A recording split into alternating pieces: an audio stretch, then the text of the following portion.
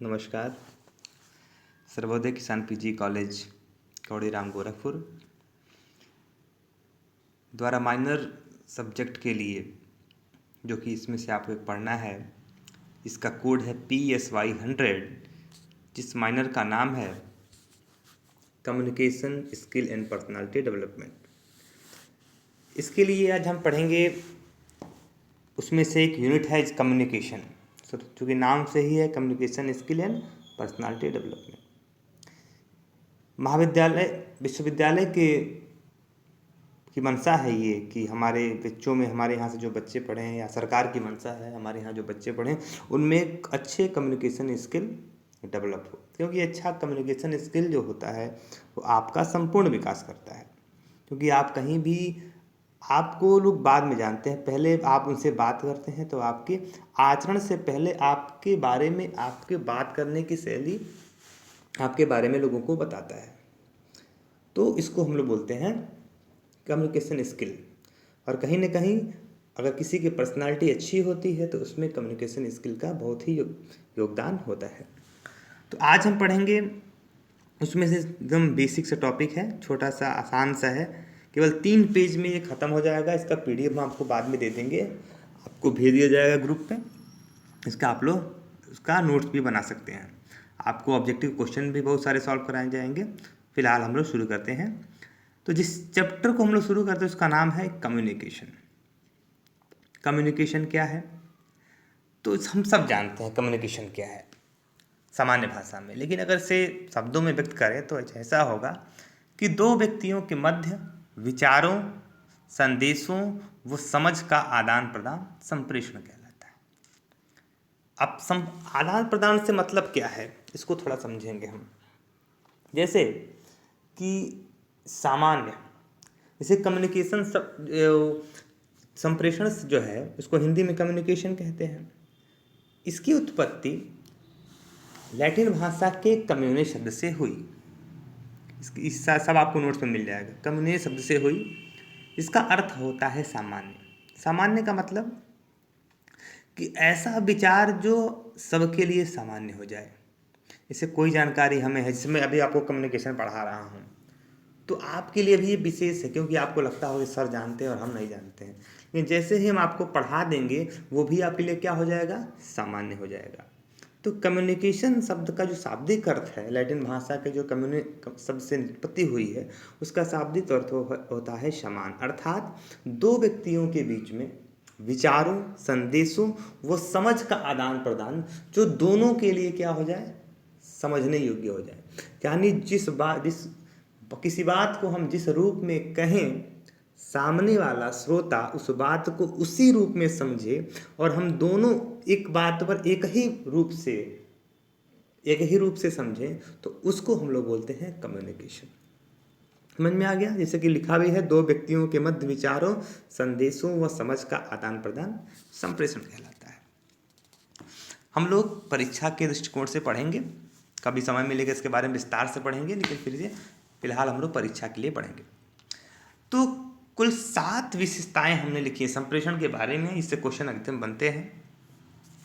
तो सबसे पहला है कि एक गतिशील प्रक्रिया।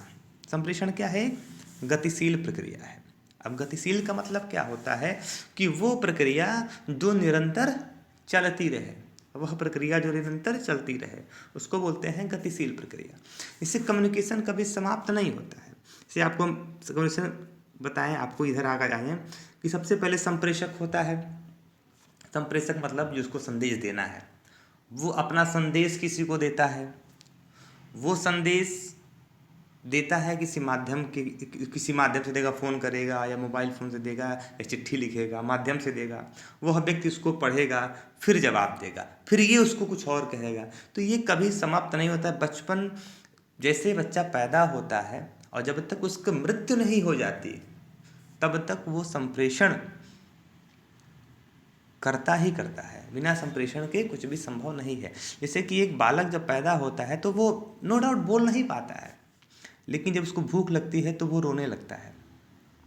रोने लगता है तो रोना क्या है? तो रोना भी क्या है? संप्रेषण है।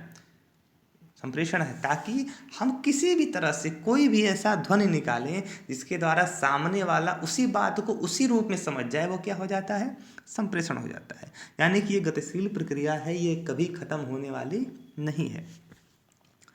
दूसरा है द्विमार्गी। द्विमार्गी का मतलब क्या है कि एक अकेला व्यक्ति संप्रेषण अगर करता है तो लोग उससे पागल कहते हैं। जब अगर मान लो कोई अकेले कोई बक बक बक कर रहा है तो लोग कहेंगे कि ये पागल हो गया है, पगला गया है। तो अगर आपको संप्रेषण के देखा जाए विशेषता दूसरी, तो क्या होती है, द्विमार्गी।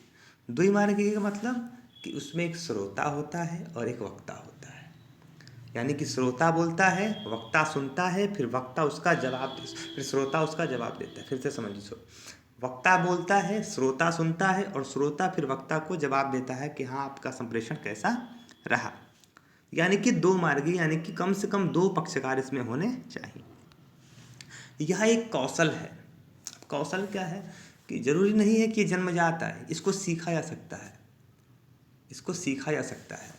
कम्युनिकेशन स्किल ऐसा है कि इसके लिए कोर्स चलाए जाते हैं बहुत। तो यानी कि ये कोई भी कौशल है, कौशल हमेशा सीखा जा सकता है। वैसे संप्रेषण भी क्या होता है, कम्युनिकेशन जो है, बात करने की शैली हम सीख सकते हैं। जैसे जो हमारा जैसा परिवेश रहता है वैसा हमारे बात करने की शैली हो जाती है। ठीक है, जैसे कि अभी आप यहाँ पे आते हैं तो आप हिंदी भाषा का प्रयोग करते हैं, कॉलेज में जाते हैं तो वही, जब आप घर पे जाते हैं तो भोजपुरी भाषा का प्रयोग करते हैं। बात वही है, बात समझाना है, लेकिन कौशल है अपने पर्यावरण के हिसाब से, वातावरण के हिसाब से हम उसमें और सुधार कर सकते हैं। उसके बाद है सर्वव्यापक। सर्वव्यापक मतलब कम्युनिकेशन हर जगह है, ऐसा नहीं केवल कौड़ीराम में है। वो जो है वो अमेरिका में भी, ब्रह्मांड, यहाँ तक कि पूरे ब्रह्मांड में कम्युनिकेशन है। हम लोग जो है बात करते हैं, जब परम ब्रह्म से बात करने, यानी कि जो तपस्या करते हैं, तो कहीं कहीं वहाँ भी भगवान और भक्त के बीच में क्या होता है, संवाद होता है, तो वहाँ भी कम्युनिकेशन है। समरूपता और अनुपूरकता, अब देखो दोनों में संप्रेषण प्रभावी होता है। यानी संप्रेषण है वो समरूप भी हो सकता है, अनुपूरक भी हो सकता है। अब इसका मतलब समझो, जैसे कि मान लो कि एक मैथ का बच्चा है और एक और मैथ का बच्चा है, दोनों जो आपस में बात करेंगे वो ज़्यादा समझ जाएंगे, वो एक दूसरे को समझेंगे अच्छे से। बस का मतलब ये नहीं कि एक अंग्रेजी वाला बच्चा और एक मैथ वाला बच्चा बात करे तो समझ नहीं पाएगा। वो क्या करेगा, अपना ज्ञान अंग्रेजी वाला मैथ को सिखाएगा, मैथ वाला अंग्रेजी वाले को सिखाएगा, दोनों का ज्ञान क्या हो जाएगा, सामान्य हो जाएगा। फिर दोनों बातों को क्या कर सकते हैं, अच्छे से कन्वे कर सकते हैं, यानी एक बातों का विनिमय अच्छे से वो कर सकते हैं। ठीक है, ये दोनों जगह समान भाव में लागू होता है, ऐसा नहीं कि समरूपता में अलग होता, अनुपूरकता में दूसरी होती है। उसके बाद होता है सामान्य समझ। सामान्य समझ क्या है, तो अभी हमने आपको बताया कि सामान्य समझ से आशय है कि हम जिस रूप में बात को कहें, श्रोता उसी रूप में उसको समझ ले, तभी संप्रेषण माना जाता है। हम कुछ और कहें और बात कुछ और समझ ले तो उसको सामान्य समझ नहीं कहता, वो क्या हो, विशिष्ट समझ हो जाएगा। हम कुछ और समझे, हमारा विशेष समझा, उसका दूसरा हो जाएगा। लेकिन जब दोनों एक ही बात को एक ही रूप में समझे, उसको बोलते हैं सामान्य समझ। और संप्रेषण में सामान्य समझ होना एकदम आवश्यक है। उसके बाद है विचारों का विनिमय। ये विचारों का विनिमय होता है, ये संदेशों का विनिमय नहीं होता है। जरूरी नहीं संदेश हमेशा विचार हो, ये विचारों का विनिमय होता है। आइडियाज़, अगर क्वेश्चन में आ जाए, कभी ऑप्शन में आता है कि यह किसका विनिमय होता है, विचार, संदेश, तो सबका होता है, लेकिन अगर देखा जाए तो विचार से ही संदेश बनता है। सबसे बेस्ट ऑप्शन क्या होगा, विचार। इसलिए इसको हमने पॉइंट को डाला, विचारों का विनिमय होता है। तो ये कुल इसकी विशेषताएं बहुत सारी होती हैं, आपको नोट जो हम भेजेंगे उसमें मिल जाएंगे, लेकिन फिलहाल ये जो है संप्रेषण के बारे में आपको इतना जानना है। इसके बाद हम लोग कहते हैं संप्रेषण की प्रक्रिया। संप्रेषण की प्रक्रिया, अब देखो मैंने बताया ना कि गतिशील प्रक्रिया है, देखो ऊपर लिखा पहला गतिशील प्रक्रिया। अब यहाँ पे संप्रेषण की जो प्रक्रिया है वो पहला क्या है, तो संप्रेषक। संप्रेषक का मतलब संदेश देने वाला। अब मान लो हमको किसी को कोई संदेश देना है, सोचेंगे, विचार करेंगे कि हम उसको ये बात कहनी है, कैसे कहें, चिट्ठी से लिखें कि फ़ोन से करें कि क्या करें। सबसे पहले संप्रेषक के मन में विचार आता है, मतलब संदर्भ क्या है, किस संदर्भ में भेजना है, क्या करना है। उसके बाद मैसेज, उससे वो मैसेज, फिर उसको मैसेज तैयार करता है। करता है, मैसेज तैयार करता है। तो मैसेज कैसे तैयार करता है? अब मैसेज का मतलब जो है, अब तुम तो जानते ही हो तुम लोग कि अब के अगर व्हाट्सएप पे के लिख दिया जाए, इसका मतलब क्या होता है? ओके, ठीक है। तो मैसेज तैयार करता है। तो मैसेज कुछ कभी कभी मैसेज ऐसा तैयार करना पड़ता है कि उसको एक निश्चित कोड में रखें हम, ताकि वो समझ जाए, हम समझ जाए। तो उस किसी कोड के करने की प्रक्रिया जो कहते हैं उसको बोलते हैं एनकोडिंग। यानी तीसरा प्रोसेस जो है कूट लेखन, यानी कि कोड में उसको हम लोग प्रदर्शित करते हैं। जब कोड में बदल देंगे, फिर जब कोड में बदल देंगे, यानी कि हमको हो सकता है कि किसी भी कोड में हमको देना है, गुप्त सूचना है या कोई भी सूचना है, हमको कोड बना सकते हैं, उनमें कोई दिक्कत नहीं है। उसके बाद इमोजी है, एक तरह का कोड ही है। तो कोड कर देंगे, उस कोड को क्या करेंगे हम, फिर हम सोचेंगे कि अब इसको किस माध्यम से भेजें। फ़ोन से भेजें कि चिट्ठी लिखें कि इसको टीवी पे करा दें अनाउंस, या फिर भेज दिए किसी को, जाओ बहुत सूचना है किसने भेजेंगे, तुम जाए खुद कह के आओ, व्हाट्सअप करें, ऑडियो करें, वीडियो करें, कुछ भी करें, माध्यम का चुनाव, ऑडियो करें, वीडियो करें, कुछ भी करें, तो माध्यम से चुनाव। उसके बाद कूटवाचन, जब हमने माध्यम से भेज दिया, अब जब जिसके श्रोता के पास पहुंचा, एक मिनट, अब जो है वो श्रोता के पास पहुंचा, तो श्रोता देखेगा कि जिस अर्थ में उसने कूटलेखन किया है, ऊपर जो कोड बनाया था, उस कोड को श्रोता डिकोड करेगा। डिकोड मतलब उसके अर्थ को समझेगा, यानी कि जो कोड के अर्थ को समझना क्या होता है, डिकोड कहलाता है। तो उसको डिकोड करेगा। जब डिकोड कर लिया, किसने डिकोड किया? प्राप्तकर्ता।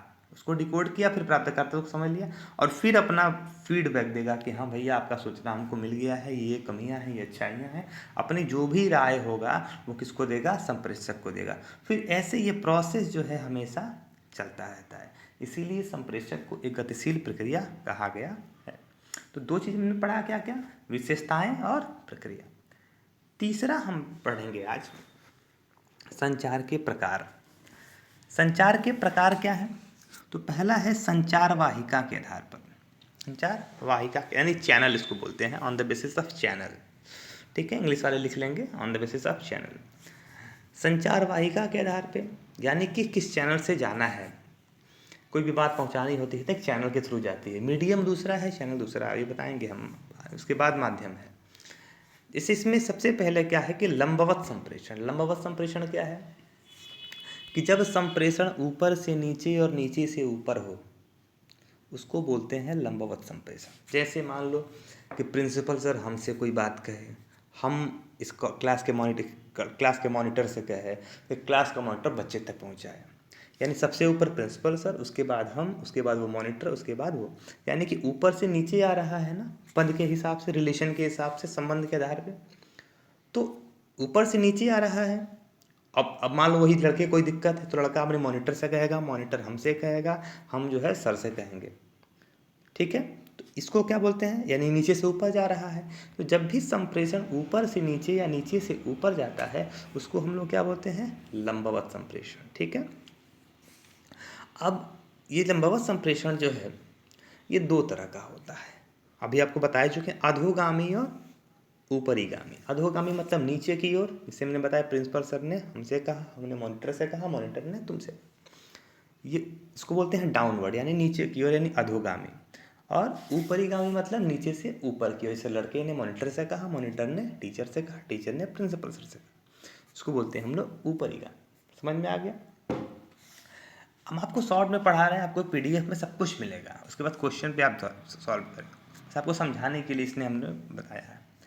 उसके बाद है समतलीय क्षैतिज संप्रेषण। इसको समतलीय या क्षैतिज संप्रेषण, क्षैतिज का मतलब होता है बराबर, यानी समान, समतल है ना, यानी बराबर। यानी कि तुम लोग आपस में कोई अगर संप्रेषण कर, तुम लोग सब स्टूडेंट हो, तो आपस में कोई अगर संप्रेषण कर रहे हो तो वो क्या हो जाएगा? समतलीय या क्षैतिज संप्रेषण। ठीक है। तीसरा क्या है? विकरणीय संप्रेषण। विकरणीय का मतलब संप्रेषण क्या है कि तुम सीधे प्रिंसिपल सर से मिल लिए, प्रिंसिपल सर सीधे तुमसे मिल लिए, हम तुमसे मिल लिए, तुम हमसे मिल लिए, यानी कोई कहीं भी मिल सकता है, कोई किसी से भी बात कर सकता है, कोई भी बात कर सकता है। इसको हम लोग क्या बोलते हैं? विकरणीय संप्रेषण। यानी कोई रोक टोक नहीं है, कोई लाइन नहीं है, ऊपर नीचे दाएं बाएं सब। तो पूछता उनसे, उसमें क्वेश्चन क्या पूछता है, लंबवत संप्रेषण ऊपर से नीचे, नीचे की ऊपर होता है। समतली बाएं से दाएं, दाएं से बाएं की ओर होता है। और विकर्णीय ऊपर नीचे दाएं बाएं चारों तरफ होता है। ठीक है। नेक्स्ट जो है वो क्या है, संचार माध्यम के आधार पर। संचार माध्यम का यानी किस चीज के माध्यम से तुम पहुंचा रहे हो। संचार माध्यम के आधार पर अगर देखा जाए तो दो तरह के होते हैं, वर्बल यानी शाब्दिक संप्रेषण और अशाब्दिक संप्रेषण यानी कि नॉन वर्बल। शाब्दिक का मतलब वो संदेश जिसमें हम, वह संप्रेषण जिसमें हम शब्द का प्रयोग करें। और अशाब्दिक से नाम से स्पष्ट हो रहा है कि वह संदेश जिसमें हम उसका प्रयोग न करें। ठीक है।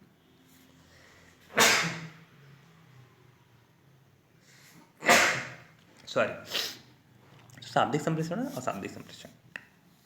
शाब्दिक संप्रेषण दो तरह के होते हैं, लिखित और मौखिक। लिखेंगे तो भी शब्द का प्रयोग करेंगे और अगर हम बोलेंगे तो भी शब्द का प्रयोग करेंगे। तो दो तरह के होते हैं, लिखित और मौखिक संप्रेषण। और सांकेतिक क्या होते हैं, वो जैसे कि उसमें हम कुछ बोले ना, जैसे कि हाव भाव, हाथ हिलाना, जो टाटा करते हैं मतलब हाथ हिलाना, इसका मतलब क्या, मैं जा रहा हूँ। ठीक है। लाइक होता है ना, अंगूठा ऊपर रहता है तो लाइक, नीचे रहता है तो डिसलाइक, हा वाला बनता है। तुम फेसबुक व्हाट्सएप चलाते हो, बेहतर जानते हो। अब क्या है, इमोजी क्या है, सांकेतिक संप्रेषण है। यानी उसमें शब्द नहीं होता है लेकिन हम अपनी बात कह देते हैं और आगे वाला उसी अर्थ में उस बात को समझ लेता है।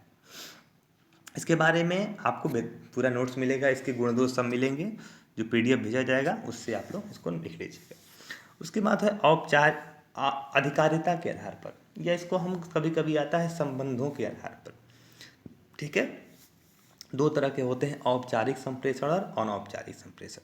औपचारिक संप्रेषण का मतलब क्या है, औपचारिक संप्रेषण वह संप्रेषण होता है जहाँ पे संबंध पहले से निर्धारित किए गए हैं। उनके बीच में अगर कोई संबंध होता है तो उसको बोलते हैं हम लोग औपचारिक संगठन। जैसे कि हम हैं यहाँ पे, प्रिंसिपल सर हैं और आप हैं, आप हमारे बच्चे हैं। हम क्लास के दौरान जो भी संप्रेषण करते हैं, अगर तुम हमसे सब्जेक्ट का कोई क्वेश्चन पूछते हो तो हमारे बीच में एक टीचर और स्टूडेंट का एक रिलेशनशिप है। अब तुम क्वेश्चन पूछते हो, हम तुम क्वेश्चन बनाते हैं, ये सारी बातें क्या है, औपचारिक संप्रेषण कहलाएंगी। ठीक है। लेकिन उसके बाद उससे हट के कोई क्वेश्चन पूछते हो, यानी कि वो संप्रेषण जिसमें टीचर और स्टूडेंट का रिलेशनशिप सिद्ध नहीं होता है, तो वहाँ पे क्या हो जाएगा, अनौपचारिक संप्रेषण हो जाएगा। जैसे हम सर से बात करते हैं, एक संबंध है, प्रिंसिपल सर से बात करते हैं, आप हमसे बात करते हैं, तो एक टीचिंग और स्टूडेंट के तौर पे बात करते हैं, तो क्या कहलाएगा, औपचारिक संप्रेषण। और वही जब इससे इस लीग से हट के हम कुछ भी बात कर लें आपस में, बाहर कहीं मिल गए हमको तुम लोग चाय की दुकान पे और हम लोग बात करने लगे, तो वहाँ पे हम लोग टीचर स्टूडेंट नहीं बात करते हैं, कुछ भी बात करें तो वो क्या कहलाया जाएगा, अनौपचारिक संप्रेषण। तो इन सब के बारे में जो है, जो भी संप्रेषण के इतना जो प्रकार आपको बताए हैं, ये सारे प्रकार के बारे में आपको PDF मिलेगा और कुछ क्वेश्चन हम आपको भेज देंगे, इसका आप लोग पढ़ लेंगे तो आपका 1 यूनिट आपका कंप्लीट हो जाएगा। ठीक है। तो आशा करते हैं कि आपको ये बहुत पसंद आया होगा। आपकी तैयारी अच्छे से करें, अच्छे से एग्ज़ाम दें, सफल हों। Good luck.